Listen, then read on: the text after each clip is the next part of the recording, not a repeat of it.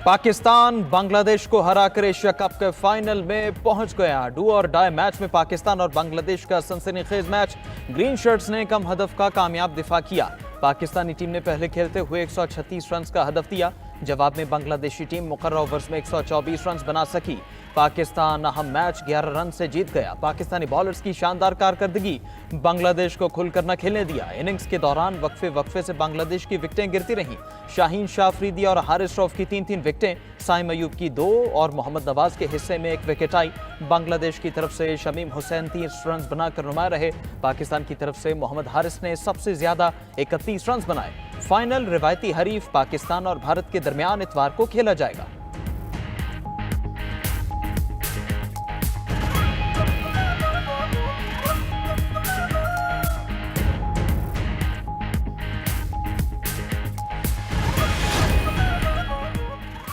सियासी बयान देने पर भारतीय कप्तान सूर्य कुमार यादव की सरजनिश। भारतीय कप्तान की सियासी बयान देने पर आईसीसी में पेशी। आईसीसी ने मैच के बाद सियासी बयान पर भारतीय कप्तान से वजाहत तलब की।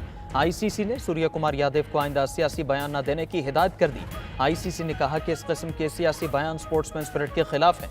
पीसीबी ने सूर्य कुमार के बयान के खिलाफ आईसीसी से दरखास्त की थी। मैच रेफरी रिची रिचर्डसन ने भी भारतीय बोर्ड को बताया था कि सूर्य कुमार ने खेल के मफाद के खिलाफ गैर मुनासिब रिमार्क्स दिए। भारतीय कप्तान ने खेल की साख को नुकसान पहुंचाया।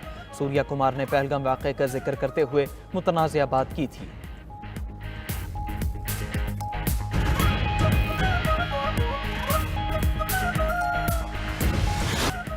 भारत क्रिकेट में सियासत करने से बाज ना आया। भारतीय बोर्ड हारिस रऊफ और साहिबजादा फरहान पर सीख पा। पाकिस्तानी खिलाड़ियों के खिलाफ आईसीसी को शिकायत लगा दी। भारतीय तमाशाइयों की हुटिंग पर हारिस रऊफ ने 6-0 का इशारा किया था। साहिबजादा फरहान ने निस्फ सेंचुरी बनाने के बाद बैट उठाकर मुनफरिद सेलिब्रेशन की थी। दोनों प्लेयर्स के खिलाफ आईसीसी में समाअत आज होगी।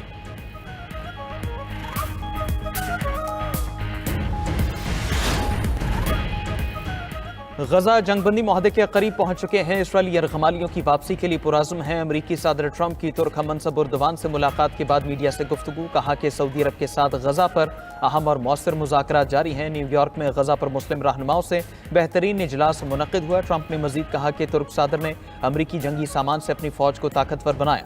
तुर्किया F-35 और F-16 तैयारे खरीदना चाहता है। तुर्किया के साथ अहम तिजारती मुआहदे करेंगे। मुज़ाकरात अच्छे रहे तो तुर्किया पर पाबंदियां फौरन हटा सकते हैं। चाहता हूं तुर्किया रूसी तेल खरीदना बंद करे।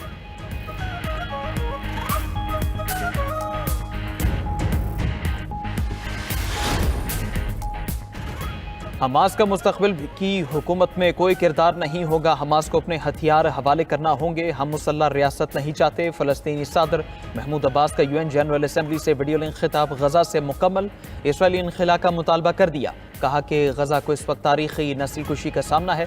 गजा की पट्टी फ़लस्तीन की रियासत का एक अटूट हिस्सा है। हम वहाँ की हुक्मरानी और सिक्योरिटी की मुकम्मल जिम्मेदारी उठाने के लिए तैयार हैं। इसराइल गजा में ऐसे जंगी जुर्म कर रहा है जो इंसानी तारीख में याद रखे जाएंगे। इसराइल गजा में लाखों लोगों की भूख और बेघर होने का जिम्मेदार है। महमूद अब्बास ने इसराइली तौसीक पसंदाना अज़ाइम को सख्ती से मुस्तरद कर दिया। महमूद अब्बास का अक़वाम मुत्तहिदा से फ़लस्तीन को रुकनियत देने का मुतालबा। सेहूनी फोर्सेस की गजा पर वहशियाना बमबारी जारी। गुज़श्ता 24 घंटों में मजीद 83 अफराद शहीद हो गए। गैर मुल्की मीडिया के मुताबिक गजा पर मुसल्लह जंग में अब तक 65,427 अफराद शहीद हो चुके हैं। इसराइली बमबारी से 1,67,376 फ़लस्तीनी जख्मी हुए। उधर हमास के अस्करी विंग अल-क़साम ब्रिगेड का इसराइली बुलडोजर्स और गाड़ियों को निशाना बनाने का दावा। दूसरी तरफ इसराइली वज़ीर-ए-आज़म नेतन्याहू पर गिरफ्तारी का खौफ तारी। अक़वाम मुत्तहिदा जनरल असेंबली में शिरकत के लिए गैर मामूली तवील रास्ता इख्तियार किया। नेतन्याहू ने अमेरिका जाने के लिए फ्रांस के बजाय इटली और यूनान का रास्ता इख्तियार किया। इन ममालिक में नेतन्याहू की जंगी जराइम के इल्ज़ामात के तहत गिरफ्तारी मुमकिन हो सकती थी।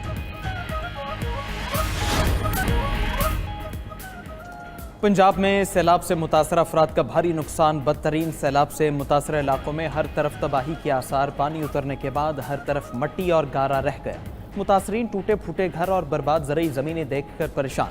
जलालपुर पीरवाला में सैलाब से मुतासरा M5 मोटरवे ताहाल बंद। सैलाबी रैलों से मोटरवे को 13 मकामात से नुकसान पहुंचा था। इंतजामिया ने पत्थर डालकर कई मकामात पर शिगाफ बंद कर दिए। आईनी तौर पर सदर ममलकत हाईकोर्ट जज का तबादला कर सकता है। जस्टिस सरदार सरफराज डोगर ट्रांसफर केस में सुप्रीम कोर्ट ने तफसीली फैसला जारी कर दिया। फैसले में लिखा कि तबादले से पहले सदर ममलकत को मुतालिका जज की रजामंदी लेना जरूरी है। सदर ममलकत चीफ जस्टिस पाकिस्तान और दोनों हाई कोर्ट्स के चीफ जस्टिस साहिबान से मुशावरत के पाबंद हैं। आईनी स्कीम के तहत ट्रांसफर के बाद जज को नए जज के तौर पर नहीं दिया जा सकता। इस्लामाबाद हाईकोर्ट बार ने तबादलों के खिलाफ दरखास्त वापस ली। हाईकोर्ट बार ने तस्लीम किया कि यह मफाद-ए-आमा की खिलाफ वर्जी नहीं, तबादलों से अदलिया की आज़ादी मुतासर नहीं होती।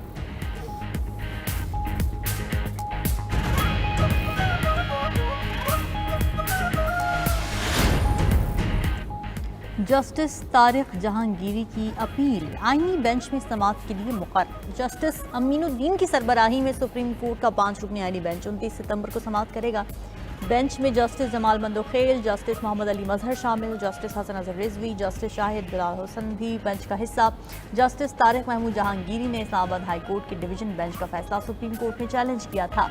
जस्टिस तारिक जहांगीरी ने गैर मुस्तनद डिग्री केस के अबूरी हुक्म के खिलाफ अपील दायर की है। जस्टिस सरफराज जोगर की सरबराही में 2 रुकनी बेंच ने जस्टिस जहांगीरी को 16 सितंबर को अदालती काम से रोक दिया था। बानी पीटीआई और बुशरा बीबी के खिलाफ तोशाखाना 2 केस की समाअत अडियाला में दौरान समाअत इस्तिगासा के 2 गवाहों पर बुशरा बीबी के वकील की जरा मुकम्मल। पीर को दोनों गवाहों पर बानी पीटीआई के वकील जरा करेंगे। मुकदमे में मजमूई तौर पर 18 गवाहान के बयान रिकॉर्ड किए गए। समाअत के दौरान बानी पीटीआई और बुशरा बीबी को जेल से अदालत पेश किया गया। उधर इस्लामाबाद हाई कोर्ट में तोशाखाना 2 केस में हम पेशरफ्त। बानी पीटीआई और बुशरा बीबी की बरियत की दरखास्तें 7 अक्टूबर को समाअत के लिए मुकर्रर। जस्टिस इनान अमीन मिनहास बरियत की दरखास्तों पर समाअत करेंगे। बानी और बुशरा बीबी ने तोशाखाना 2 केस का ट्रायल रोकने की इस्तदा भी कर रखी है।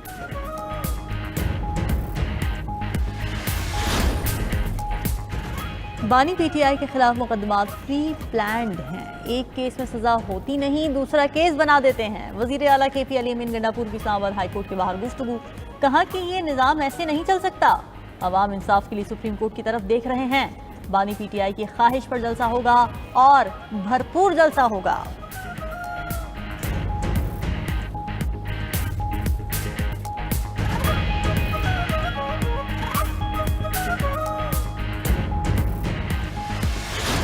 पुर्तगाली सुपरस्टार फुटबॉलर क्रिस्टियानो रोनाल्डो का भी तैयारा गिराने का अंदाज। सोशल मीडिया सार्फिन ने राफेल गिराने से तशबीह दे दी। चेयरमैन PCB मोहसिन नकवी ने अपने एक्स अकाउंट पर रोनाल्डो की वीडियो शेयर की। सोशल मीडिया पर हारिस रऊफ और रोनाल्डो का तैयारा गिराने का अंदाज वायरल हो गया।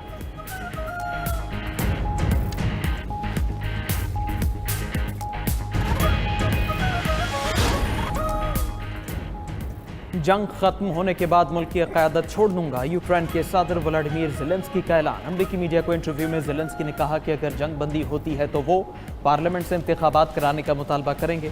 मेरा मकसद जंग खत्म करना है, क़यादत संभालना नहीं।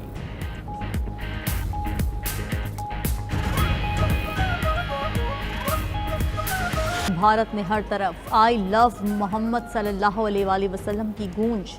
बैनर लगाने के वाक़े के खिलाफ मुकदमे पर एहतजाज पूरे भारत में फैल गया। हिंदू और सिख बरादरी भी मुजाहरों में शरीक। सोशल मीडिया पर भी आई लव मोहम्मद सल्लल्लाहु अलैहि वसल्लम हैशटैग टॉप ट्रेंड बन गया।